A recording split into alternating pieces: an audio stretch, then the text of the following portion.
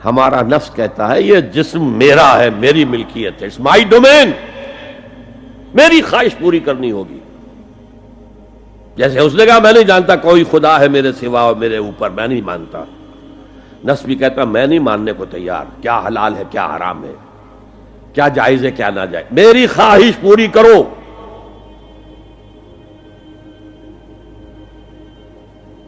اس کے خلاف جہاد، یہ پہلی منزل کا جہاد ہے. اور آپ کو معلوم ہے 3 منزلہ عمارت ہے تو بلند ترین تو ہے تیسری منزل، اہم ترین ہے پہلی منزل. پہلی منزل بنے گی تو دوسری بنے گی، دوسری ہوگی تو تیسری بنے گی نا. پہلی منزل یہ ہے اور اہم ترین یہ ہے.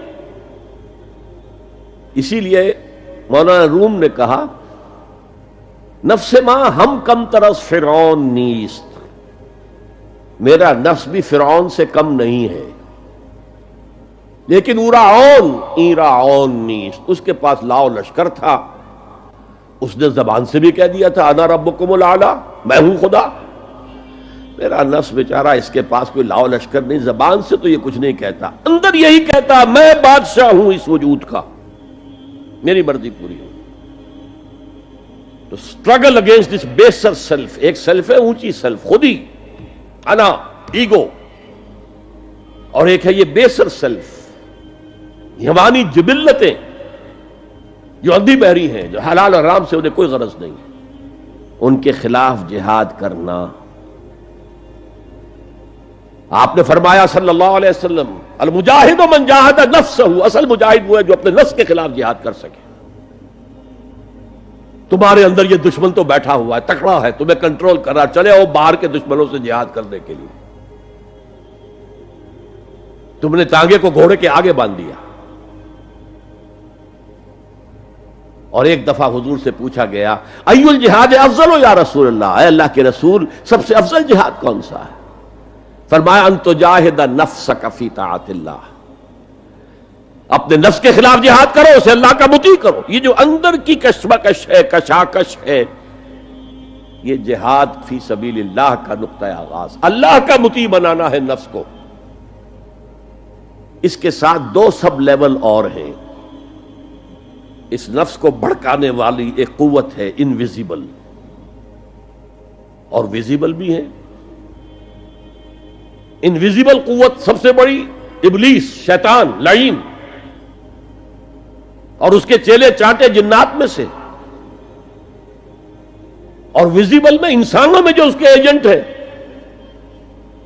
جو فحاشی کو کلچر کا نام دے، یہ اس ابلیس کے چیلے ہیں. ان کے خلاف جہاد نہیں کریں گے آپ. اگر آپ ان کے خلاف ایگریسو ایٹیٹیوڈ اختیار نہیں کریں گے تو آپ ان کے دباؤ میں آ جائیں گے. ان الشیطان لکم عدوا فاتخذوہ عدوا، اے لوگو یہ شیطان تمہارا دشمن ہے، اس کو اپنا دشمن سمجھو.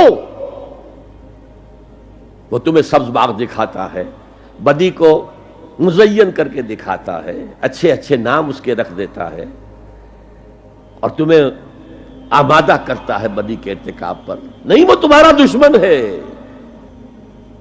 افتتخذونہ وذریتہ اولیاء من دونی، تم مجھے چھوڑ کر اسے اور اس کے چیلے چانٹوں کو تم اپنا دوست بناتے ہو.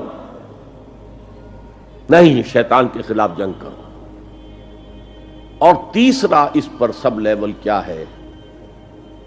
معاشرہ اگر بگڑا ہوا ہے، اس کا عمومی رجحان برائی کی طرف ہے، تو سوشل پریشرز آپ کو ادھر دھکیلتے ہیں.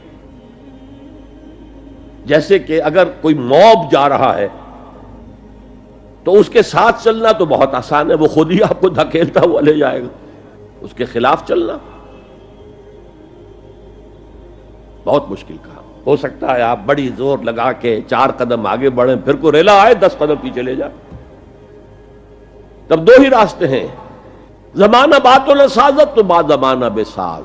یا تو پیسو معاملہ ہے، زمانہ تمہارے ساتھ سازگاری نہیں کرتا، چھوڑو تم زمانے کے ساتھ سازگاری اختیار کر لو، چلو تم ادھر کو ہوا ہو جدھر کی. ایک یہ ہے کہ نہیں، زمانہ بات و نسازت تو بعد زمانہ ستیس، زمانہ اگر تمہارے ساتھ سازگاری نہیں کر رہا تو زمانے سے جنگ کرو، لڑو، ریزسٹ کرو۔ تو 3 جہاد ہو گئے فرسٹ لیول کے، 3 سب لیولز: نفس امارہ، اڈ، لیبیڈو، نفس حیوانی کے خلاف جہاد، اس کو بھڑکانے والے، وسوسہ اندازی کرنے والے، اس میں پھوکے مارنے والے، شیطان اور اس کی ذریت مانوی اور ذریت نسلی، جنات اور انسانوں میں جو اس کے ایجنٹ ہیں، ان کے خلاف جہاد، معاشرے کے خلاف ایک سٹرگل۔ اب یہ 3 جہاد آپ نے کر لیے، اللہ توفیق دے ہم میں سے ہر ایک کو، تو اب یہ جہاد آپ کے جسم سے باہر نکلے گا، خارج میں آئے گا۔